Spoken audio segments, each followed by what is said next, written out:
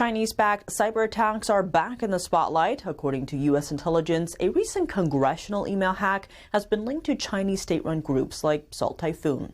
To break down the significance of this threat and the bigger picture, we're joined by Rex Lee. He's a cybersecurity advisor at MySmart Privacy. Take a look.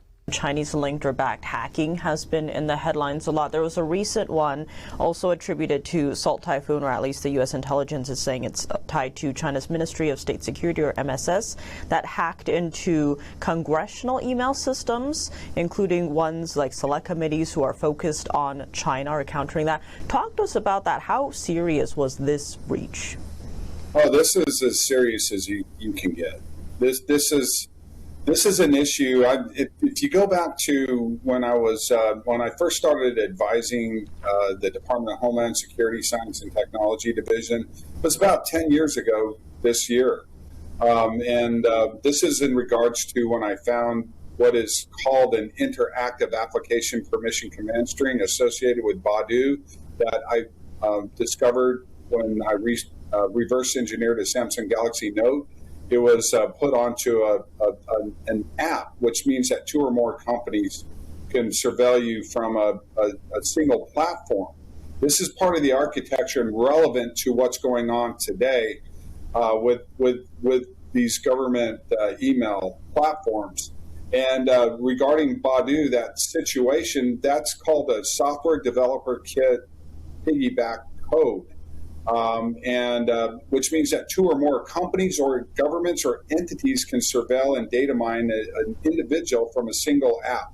This was designed for surveillance capitalism, so that these big tech companies can collect your information and sell it to targeted advertisers. It's the most unsecure thing in the history of technology, because prior to this development, our operating systems, apps, softwares, everything was developed on a closed API architecture where you had to invite somebody in.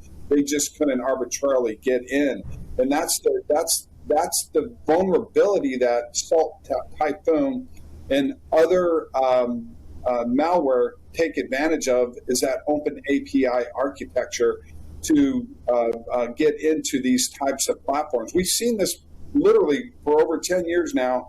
This is why we see billion-dollar corporations getting hacked on a daily basis, are because of the vulnerabilities within the architecture of these operating systems like Android, iOS, and Windows. Unfortunately, they threw out security many years ago when they adopted a surveillance capitalism business model supported by uncontrollable surveillance and data mining technology that's below the BIOS. I don't want to get too technical for your audience, but that's what's going on here.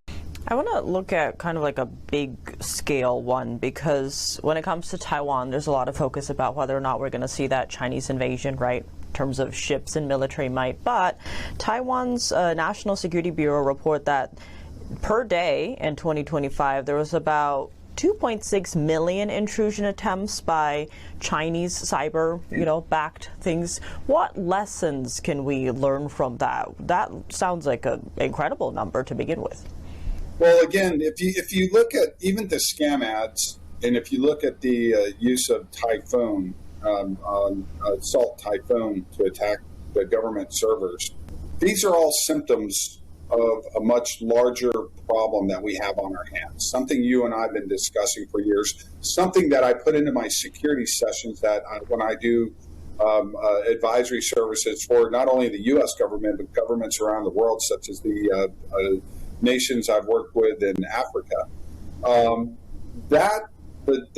These are simply systems of unrestricted hybrid warfare, but by way of an extension of that, which is tech-based hybrid warfare, which exploits endpoint devices like smartphones, tablet PCs, connected products. These become the delivery systems for these types of attacks.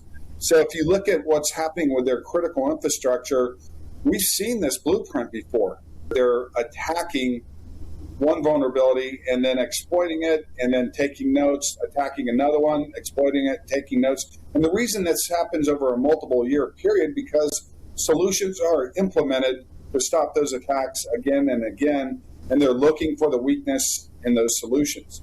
So that's why I feel that this is somewhat of a precursor of a potential invasion of Taiwan, because the first thing you do when you invade a country is you take out their mass communications, their mass media, and you take out their power. You take out all critical infrastructure, and it causes chaos. That's the first thing you do in an invasion.